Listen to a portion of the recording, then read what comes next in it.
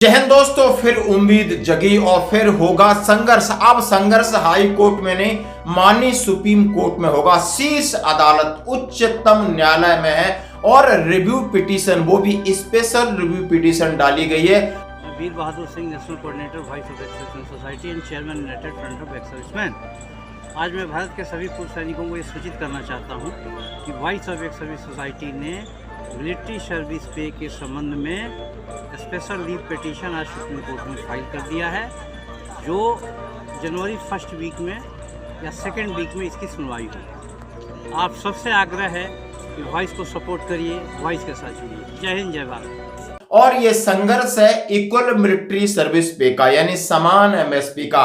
15,500 क्या जेएसयू जवानों को भी मिलेंगे, जैसा कि हम सभी जानते हैं कि अफसर को अलग, मिलिट्री नर्सिंग स्टाफ को अलग और जेएसयू जवान को 5,200 मिलकर के एक छलावा हुआ है। लगातार ये जंग दोस्तों बहुत दिनों से चलती आ रही है। जैसा मैं आज फिर मैं पीछे जाऊंगा और आज का वीडियो भी दिखाऊंगा, उसके बाद मैं आपसे बात करूंगा। आज जैग ब्रांच यानी भारतीय सेना के अंदर न्याय और धर्म स्थापित करने के लिए जैग ब्रांच, यानी आप जानते हो जज एडवोकेट जनरल, उसका 41वां स्पेशल डे है। एमओडी इसको सेलिब्रेट कर रही है और उसका परम उद्देश्य है कि सेना में सबको समान अधिकार मिले, सबके समानता के लिए सेना एक कानूनी विभाग है। मैं उनका भी वीडियो दिखाऊंगा, यानी एक मेजर जनरल संदीप साहब क्या कह रहे हैं। और आज हम फिर गुहार लगा रहे हैं, आज बड़ा दिन है कि माननीय वॉइस ऑफ एक्स सर्विसमैन आके जो कोऑर्डिनेटर है वीर बहादुर सिंह जी ने स्पेशल रिव्यू पिटीशन लगा दी है। जैसा कि 30 सितंबर को हाई कोर्ट से ये डिस्पोज ऑफ हुआ था केस, 90 दिन के अंदर हमने माननीय सुप्रीम कोर्ट में रिव्यू पिटीशन लगानी थी। उसके साथ मेरी वीर बहादुर साहब से बात हुई थी, जो मैंने आपको दिखाया था, उसके भी कुछ अंश में दिखाऊंगा। अब आगे क्या है उम्मीद, जैसा कि दोस्तों आपने सुना वीर बहादुर सिंह जी का कह रहे हैं आज स्पेशल रिव्यू पिटीशन लगा दी है। मैं भारत के सभी पूर्व सैनिकों से गुहार लगा रहा हूं, उम्मीद करता हूं कि धैर्य रखें और सहयोग करें। हाँ जी दोस्तों, जब आप हम इतनी सर्दी में घर बैठे और वो अपने पैसे से, यानी जो भी अपना तन मन धन लगा करके जो एडवोकेट है निदेश गुप्ता जी, आप वही एडवोकेट रहेंगे, और क्योंकि पूरे केस को अच्छे से समझ चुके हैं और पिछला उन्होंने अपना एक्सपीरियंस बताया था, केस लगभग हमारे फेवर में था। कंडीशंस ऐसी थी, जो मिलिट्री सर्विस पे की कंडीशंस हैं, जो क्राइटेरिया है, जो कौन फुलफिल करता है, सबसे पहले जवान करता है, और जवान जो अपना बलिदान देता है उसको पूरा हक है, यानी हक है पूरा कि सबको बराबर मिलना चाहिए। लेकिन दोस्तों बड़ा बजट है, बड़ा लंबा संघर्ष है, तो बड़ा हमें धैर्य भी रखना होगा। और अब मैं सुनाता हूं वो वीडियो एमओडी ने जारी किया है, जो जैग ब्रांच का है, जज एडवोकेट जनरल मेजर अधिकारीगण, सम्मानीय पूर्व अधिकारीगण, असैनिक कर्मचारी और समर्पित सेवा के सभी सदस्यों, आज का यह दिन हम सबके लिए एक विशेष महत्व रखता है। न्यायाधीश महाधिवक्ता विभाग के 41वें स्थापना दिवस पर मैं आप सभी को हार्दिक बधाई और शुभकामनाएं देता हूं। भारतीय सेना की प्रतिष्ठित परंपराओं में जज एडवोकेट जनरल विभाग का नाम सम्मान के साथ दिया जाता है। हमारे विभाग का आदर्श वाक्य न्याय एवं धर्म केवल शब्दों का संयोजन नहीं, बल्कि जीवन के शाश्वत सत्य का प्रतिनिधित्व करता है। विगत 4 दशकों में न्यायाधीश महाधिवक्ता विभाग ने भारतीय सेना की विधिक और नैतिक संरचना को सशक्त आधार प्रदान किया है। आज हमारे अधिकारी प्रत्येक सैन्य संगठन में कमांडर के मुख्य परामर्शदाता के रूप में कार्य करते हैं। वर्तमान समय में वैश्विक परिदृश्य बदल रहा है। सुरक्षा, तकनीकी विकास और विधिक जटिलताओं के इस युग में हमारे विभाग की भूमिका पहले से कहीं अधिक महत्वपूर्ण हुई है। इंटर सर्विस ऑर्गेनाइजेशन एक्ट जैसे विधिक विधिनियम और इस बात का प्रमाण है कि हमारा विभाग भविष्य के लिए तैयार है। यह अधिनियम जो तीनों सेनाओं के सामरिक और न्यायिक सहयोग को सुदृढ़ करता है, हमारे विभाग की दूरदृष्टि और कार्यकुशलता का प्रत्यक्ष प्रमाण है। भारतीय न्याय संहिता, भारतीय नागरिक सुरक्षा संहिता और भारतीय साक्ष्य अधिनियम 2023 का पारित होना हमारे राष्ट्र के न्यायिक तंत्र का एक ऐतिहासिक अध्याय है। विभाग के इन दायित्वों को स्वीकार करते हुए सीनियर ऑफिसर्स लॉ कोर्स की शुरुआत की गई है। इस गौरवशाली अवसर पर मैं आप सभी से आह्वान करता हूं कि हम न्याय और धर्म के इस पथ पर पूरे समर्पण और कर्तव्य परायणता के साथ आगे बढ़ें। हम सब मिलकर इस विभाग को न केवल वर्तमान की ऊंचाइयों से ऊपर पहुंचाएं, बल्कि भविष्य के लिए ऐसा मजबूत आधार तैयार करें जो आने वाले समय में भारतीय सेना और राष्ट्र के गौरव को नई ऊंचाइयों तक ले जाए।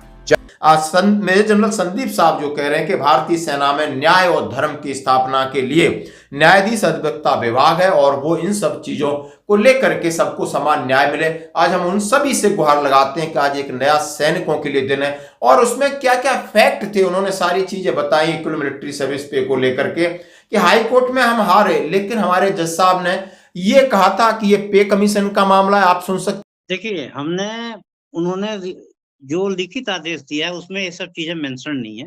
वर्बली उन्होंने कहा था कि जब आप उनको डबल दे रहे थे, ट्रिपल दे रहे थे, तो क्या आप लोगों ने कोई इसमें रिप्रेजेंटेशन दिया था? Right sir, right. तो पहली बात ये है कि पे कमीशन के सामने सर्विंग जाते हैं, जो रिटायर्ड ऑर्गेनाइजेशन है उनको सुना नहीं जाता, पे कमीशन नहीं जाता। उनके रिकमेंडेशन के पास हम लोग गवर्नमेंट को रिप्रेजेंट करते हैं। वो हमने कमीशन आउट होने के बाद किया। जो पहला हमने रिप्रेजेंटेशन दिया था as a vice serviceman society के तौर पे, वो 1 दिसंबर 2013 को दिया था। उसका जवाब भी आया था। वो हमने बता दिया है, ये हमारी रीच का हिस्सा ऑलरेडी है। 7 सीपी के समय, 6 सीपी के समय भी हम लोगों ने अपनी बात रखी थी, उसका भी हमने अपना प्रतिवेदन लगाया हुआ। तो कागज पूरे हैं, हम एडिशन देख रहे हैं। जैसे उन्होंने कहा था कि हम सुन नहीं सकते, उस बारे में हमने डिसेबिलिटी पेंशन की लगाई है, गवर्नमेंट ऑर्डर लगाई है कि पे कमीशन की रिकमेंडेशन और गवर्नमेंट द्वारा एक्सेप्शंस के बावजूद भी उसको परसेंटेज फिक्स जो था, स्लैब बेस था, स्लैब बेस से हटा के उसको परसेंटेज बेस किया गया। तो हमने उसमें यही कहा है कि ऐसा नहीं है कि पे कमीशन की रिपोर्ट को चैलेंज नहीं किया जा सकता और उस पर अमेंडमेंट नहीं होता, वो हमने उदाहरण दिया हुआ। तो और ये सिमिलर कोर्ट में पहले रिजेक्ट हो चुका था, इसलिए शायद उनके ऊपर कोई ना कोई दबाव था और उस दबाव को वो झेल नहीं पाए और उन्होंने अपना पीछा छुड़ाया और माननीय सुप्रीम कोर्ट में आज केस गया है। हम उम्मीद करते हैं कि सब लोग संगठित होंगे, सहयोग करेंगे। लड़ाई ये देखो होता क्या है, लेकिन ये तो नहीं कि हम अपने अधिकारों के लिए लड़ना छोड़ दें। बस यही रहता है, पता नहीं होगा नहीं होगा, होगा ही नहीं, सरकार ऐसी, इस तरह हमें नहीं रहना, हमें संघर्ष करना है। जैसे कि किसान आंदोलन को लेके लोग आज भी रोडों पे बैठे, सर्दियों पे बैठे, जवानों को भी आगे आना होगा, रोड पे जाना होगा, रोड पे जाएंगे, जंतर मंतर पे जाना होगा, जंतर मंतर पर जाने के लिए तैयार रहेंगे। जो भी आगे हैं उनका सहयोग करना है, तन मन और धन से सहयोग करेंगे और आप इनकी अपील सुन सकते हो और आपसे उम्मीद करते हैं कि नहीं, आशा ही जीवन है, जरूर कुछ न कुछ हमारे फेवर में निकल के आएगा। धन्यवाद। ऐसा है, हमने तैयार कर लिया है। हमारी सुप्रीम कोर्ट के एडवोकेट इनको तैयार कर रहे थे, नितेश गुप्ता जी के जो जूनियर्स थे। हमारे पास आ भी गया है, हम लोग उसको देख रहे हैं, सेक्यूरिटी कर रहे हैं और वकील का कहना है कि और भी कोई मटेरियल फैक्ट आप डाल सकते हो तो डाल दी। तो हमने 2-4 बताई थी उनको, तो उन्होंने डाल दी है। तो उसमें हम कुछ और एडिशन करवा रहे हैं। एडिशन करवा के फाइनल ड्राफ्ट अप्रूवल होने के बाद हम केस फाइल कर देंगे। 90 दिन है, 90 दिन से पहले केस फाइल हो जाएगी। हमारा एसएलपी रेडी है, स्लाइटली एडिशन करना है, तो एडिशन करने के बाद वो फाइलिंग में चली जाएगी। तो दोस्तों, आपने सुना कि 90 दिन है और लगभग 60 दिन निकल गए। आज आप समझ सकते हो 30 नवंबर है और 30 दिसंबर तक हमारे पास पूरा समय है और तैयारी भी पूरी है। सर कह रहे हैं कि जो एडवोकेट, इसमें हम नितेश गुप्ता जी भी रहेंगे कि और किसी को आप इन एडिशन जोड़ रहे हैं? ऐसा है, सिर्फ नितेश गुप्ता जी ही रहेंगे क्योंकि उन्होंने हाई कोर्ट से केस लड़ा है। दूसरे एडवोकेट करेंगे तो उनको फिर समझाना पड़ेगा, क्योंकि हम हियरिंग में थे, वो समझ रहे हैं कि जज की मंशा क्या है, जज क्या पूछ रहे हैं, तो उन्हीं को रखेंगे, बाकियों को रखना ठीक नहीं रहेगा।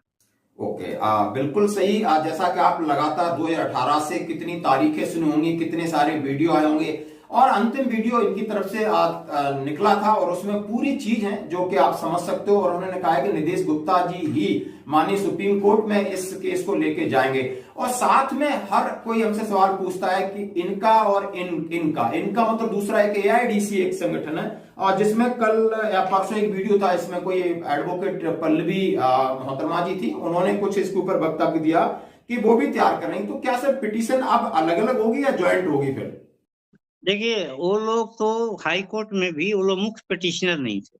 हमने पिटीशन फाइल किया, वो हमारे पीछे गए हैं और अपनी पिटीशन को हमारे साथ अटैच किए। इसमें भी यही होगा, हम लोग जाएंगे और हमारे पीछे पीछे वो आ जाएंगे। ओके, जैसा कि कहा कि उनका भी अलग पिटीशन है लेकिन साथ में क्लब हो जाएगा और इक्वल एमएसपी का केस आगे हम मजबूत होकर के माननीय सुप्रीम कोर्ट में, जैसे कि सबको इंतजार था कि ये केस सुप्रीम कोर्ट में जाएगा, यदि सरकार हाई कोर्ट से आती तो वो लेके जाएगी या हमारा पक्ष कमजोर होता है तो हम लेके जाएंगे। तो दोस्तों ये थी इक्वल मिलिट्री सर्विस पे के ऊपर अपडेट जो आपने सुनी।